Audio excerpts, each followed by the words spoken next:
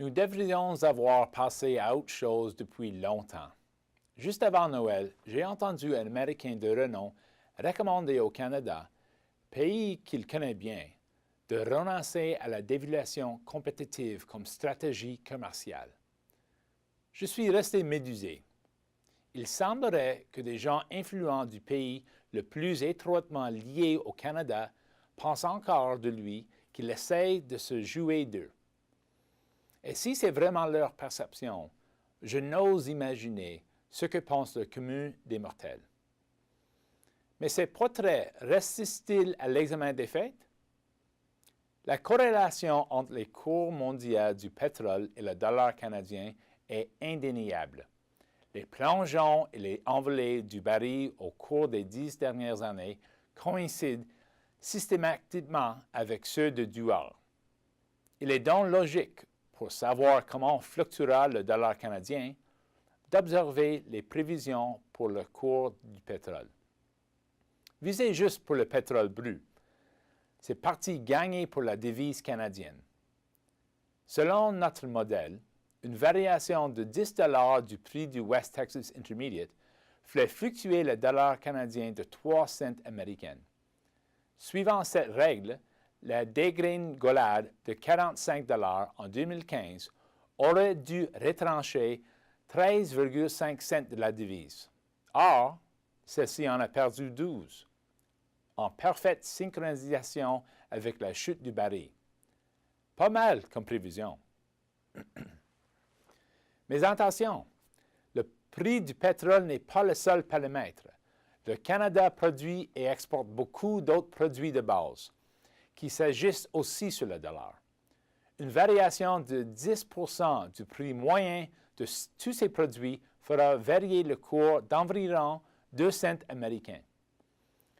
Considérant le mouvement simultané de l'indice des prix des produits de base non énergétiques, une dépréciation supplémentaire de 9 ou 10 cents de UR face au dollar américain n'aurait pas étonné. Mais ce n'est manifestement pas ce qui est arrivé. Et ce n'est que le début. Le troisième élément de notre modèle du comportement du dollar canadien est le taux d'intérêt.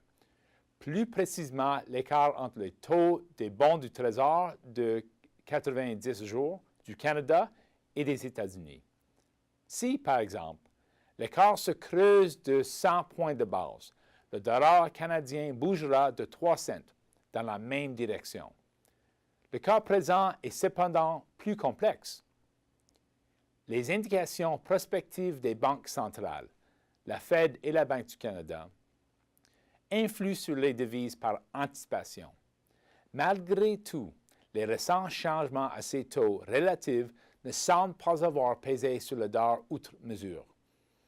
Même les 25 points de base que la Banque du Canada a retranchés de son taux directeur au début de 2015, prenant les marchés par surprise, n'ont pas suffi à faire fluctuer l'UR davantage. Il en va de même pour le deuxième ajustement de taux en milieu d'année. Ce n'est pas tout. Comme le dollar américain est la monnaie de réserve de prédilection, bien que tout l'autre, sa valeur par rapport aux autres devises peut changer et change de façon singulière, et le UR n'est qu'une des celles à la merci du billet vert. Depuis 2014, la valeur pondérée du dollar américain en fonction des échanges a augmenté en moyenne de 24 % par rapport à la monnaie de tous les partenaires commerciaux du pays, ce qui correspond exactement à son rythme d'appréciation par rapport au dollar canadien. Comme certaines devises se sont dépréciées beaucoup plus que le dollar canadien, il est raisonnable de croire que les autres paramètres principaux ont pesé moins lourd que d'habitude. Comment donc accuser le Canada de dévaluation intentionnelle par rapport du dollar américain, alors que presque tous les pays ont vu leur propre monnaie fluctuer en même temps et avec la même amplitude? Poursuivons en parlant de la conjoncture extraordinaire qui a amené le dollar canadien à flirter pendant un temps avec la parité. la distorsion des marchés occasionnée par l'assouplissement quantitatif est en partie responsable. Rappelons aussi que, au sortir de la récession, le Canada était l'enfant chéri et ses banques adulées pour leur gestion prudente.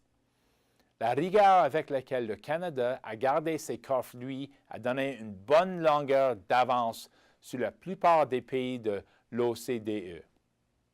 Les marchés mondiaux étaient prêts à payer un pesant d'or pour ces abondantes ressources naturelles et, contrairement à la plupart des États, le Canada jouissait d'une économie intérieure relativement solide. Alors que la majorité tenait serrés les cordons de la bourse, le Canada voyait les capitaux affluer.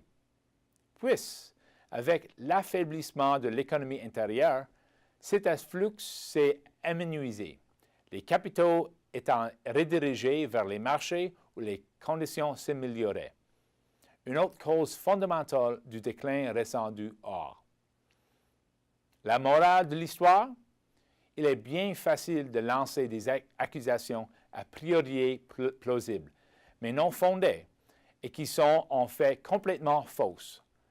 Baser une politique sur des perceptions erronées peut être dévastateur. Il y a beaucoup à perdre si les mouvements actuels et futurs de notre monnaie ne sont pas considérés en fonction de faits avérés. Je suis Peter Whalen. Peter Hall sera de retour la semaine prochaine.